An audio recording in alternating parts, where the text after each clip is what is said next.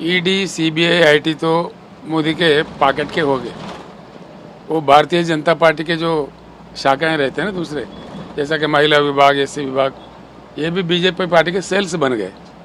उसको उसके नाम बदल के बीजेपी सेल्स बोल के रख लेना चाहिए।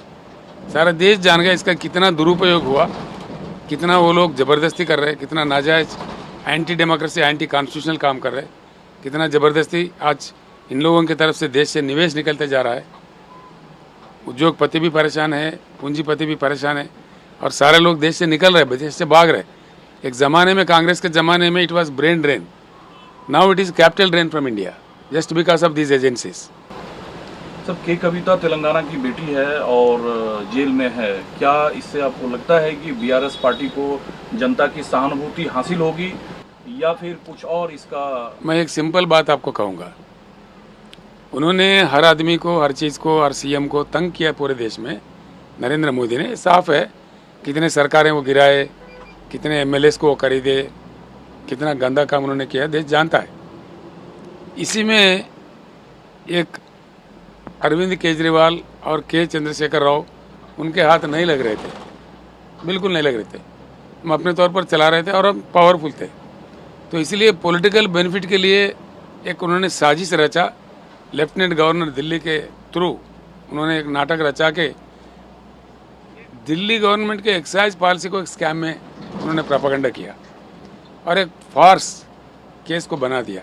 उसमें कोई केस है ही नहीं, आज तक 1 रुपया कहीं बरामद ही नहीं हुआ, कोई चीज़ नहीं हुआ, देयर इज़ नथिंग।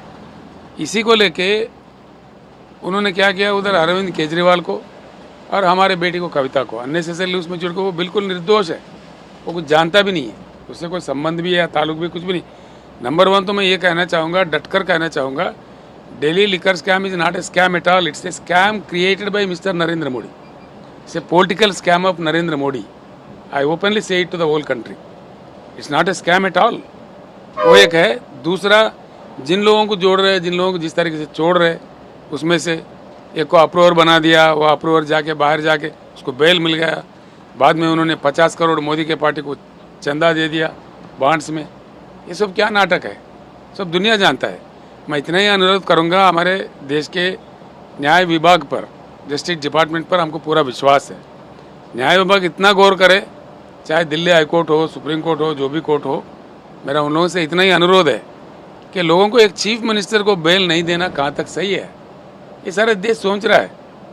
मेरा बेटी भी एक एमएलसी है, आज वो स्टार कैंपेनर है हमारे पार्टी का। क्या एमएलसी भाग जाएगा? उनको क्यों बेल नहीं मिल रहा है? महीनों पर, हफ्तों पर कैसा रख सकते हैं? अगर वो कल निर्दोष साबित हो गए तो ये पूरा सज़ा कौन उसको वापस करेगा? कौन इसका डैमेज को कंट्रोल करेगा? तो इसलिए आप समझ सकते हैं, बस हम न्याय विभाग से सिर्फ अनुरोध कर सकते हैं कि वो गौर करे और चीफ मिनिस्टरों को, जैसा कि हेमंत कुमार हो झारखंड के, हेमंत सोरेन हो, जैसे कि हमारे अरविंद केजरीवाल हो, जैसे हमारे बेटी कविता एमएलसी हो, कब तक इनको जेल में रखेंगे? ये क्या तरीका है? कोई मजाक है? ये कॉन्स्टिट्यूशन का मजाक उड़ाया जा रहा है इस देश में। इसको सोचना चाहिए न्याय विभाग को। पहले जब दरखास्त मिला न्याय विभाग के सामने, इन लोगों को रिहा कर देना चाहिए।